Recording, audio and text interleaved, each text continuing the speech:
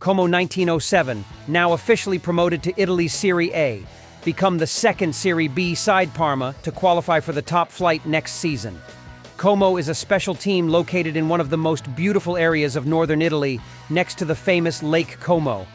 The club's last appearance in Serie A was in 2003, after which it experienced 3 consecutive relegations and also went bankrupt.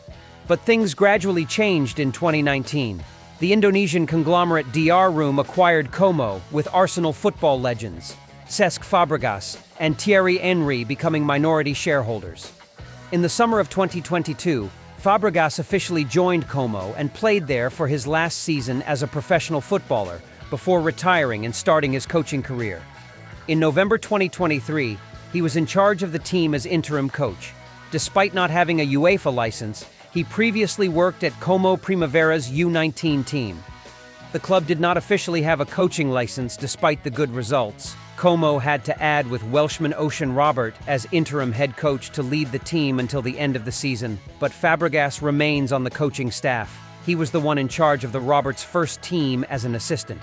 Under Cesc Fabregas, Como had 15 wins, 6 draws, and 4 losses in 25 Serie B games. That is enough for the Arsenal legend and his players to win a ticket to the top next season. After 21 long years of waiting, Como fans can now see their beloved team play again in Italy's top league, with a new attitude and new expectations, all thanks to the arrival of shareholder coach Cesc Fabregas, and who has officially joined the Spanish Midfielder Association as a coach and is having some success, like Pep Guardiola, Mikel Arteta, Xabi Alonso, Xavi, or Luis Enrique. Uniqueness is something to talk about at Fabregas. At the age of 36, he is the youngest coach in Serie A B, even if he is placed between Alberto Archilani, 39, Andrea Pirlo, 44, and Alexandro Nesta, 48. But none of them have stakes in Pisa, Sampdoria, or Zerina. Fabregas proudly says, "I know that what I have here I probably will never have anywhere else, because wherever I go after I will just be a head coach. Here is so much more than that." Although a little different, the Italian can describe it as a coach, a comprehensive role in the style of Sir Alex Ferguson or Arsene Wenger, Fabregas's mentor that was typical of English football in the past. Because of such a model, everything at the club was carefully done by Fabregas. His partner Ocean Robert once commented, "He works long hours, he doesn't do less than his staff, he does more than that." At this stage with this club, I don't know how he does it. He's involved in everything, whether it's appointing the school kitchen or asking for little things, no matter what it is he's involved in, which is great. But to succeed, Fabregas needed more than just a professional attitude. As above, he and his associates have adjusted their principles and methods to suit the players available, but there must still be improvement. And it is true that the former Arsenal player has done it. He proudly said at the beginning of last month as follows, "We were third in the league with the deepest defense. Now we have a third or fourth high, so this shows you have had a big change in 3 months. Previously, we had an average of 44% possession, which was the position of the last 4 teams in the league. Now we have 58 or 59%, and we are in the top 5. So slowly, we're going to the numbers where I'm happier, because this is what we want to be, a dominant team." It can be clearly seen that Fabregas's ambition and philosophy is building at Como or any team he will manage later, aiming to control the ball like the majority of former midfielders who move to other coaches. Also, keep in mind that Cesc Fabregas used to be one of the most intelligent and technical players in the game. Gianni Pereira, the most influential commentator in Italian sports history, once called this team's Stadio Giuseppe Signiclia the most beautiful stadium in the world. Because it is next to the romantic Lake Como, hopefully Cesc Fabregas and his team will also have a beautiful story in the future when Serie A is a completely different arena, but the opportunity is there for Como to dream of something a European competition. For example, when Serie A will have more teams participating next season. At the continental level, looking at the initial success of Cesc Fabregas and Como in 1907, one thing is clear. When a midfielder retires and decides to become a coach, they tend to be more successful than their peers. For example, Pep Guardiola is one of the best coaches in contemporary football. Manchester City boss is lucky to have inherited the best of Johan Cruyff, Frank Rijkaard, and Marcelo Bielsa. Along with his genius brain to build his football philosophy, Pep was not the first to introduce the famous tiki-taka football to the world, but he was the one who raised it to become one of the best tactics in history. After retiring, Pep briefly managed Barcelona to win a Tequila Division championship.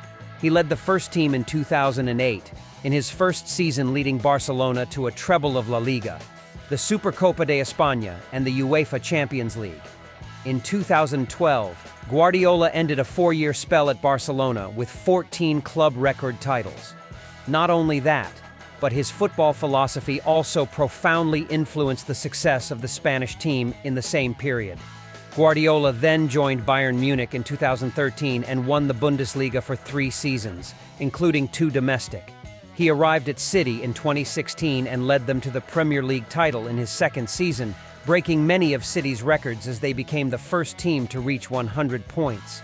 In one season that year, Pep led City to the domestic treble of the 2018-2019 season, their first Champions League final in the 2020-2021 season, and their first Champions League title as part of the magical treble in the 2022-2023 season.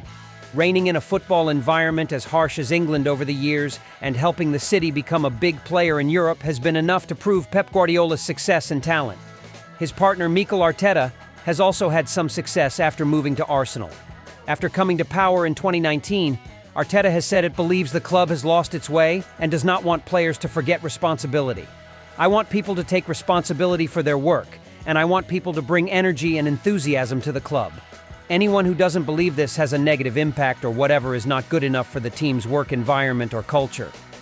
Things didn't go well for Arteta in their first period at Emirates Stadium, even though the 2020-2021 Arsenal season was at the bottom of the pain of finishing 8th in the Premier League table. However, things have gradually changed in the last 2 seasons. Arteta's project with the Gunners has had its first success, as they have been able to compete fairly for the championship of the top league of Foggy Land, and they are still improving day by day. It is in England and elsewhere that the former Spanish midfielder is also leaving an impression. Xabi Alonso leads Bayer Leverkusen to their first Bundesliga title in history, heading for a treble and maintaining an unbelievable 49-match unbeaten streak in all competitions this season. Luis Enrique is already an experienced veteran coach with 2 La Liga titles, 1 FIFA Club World Cup, 1 Champions League. Currently, he also took on the responsibility of rebuilding a transitional club. Xavi has not had many achievements but has also managed to win La Liga with Barcelona in a difficult time for the team. It can be said that the former Spanish midfielder's success as a coach is due to the fact that in football, this country has long been the most important area. So the midfielders not only have good technique and thinking, their tactics are also more comprehensively developed than those of their peers in other positions. That leads to midfielders often having to take on leadership roles on the pitch. They are often the ones who make decisions in the game and can motivate their teammates. This leadership is often an important factor in becoming a successful coach because they can interact with and motivate players. In the end, these coaches often have, more or less, the same philosophy of attack and control that has made Spanish football so successful, and they are the direct inheritors of that. Not every coach comes from a midfielder and is a Spaniard who will guarantee success, but if a club wants to find success, try targeting candidates with this background. Maybe it will be sweet fruit again.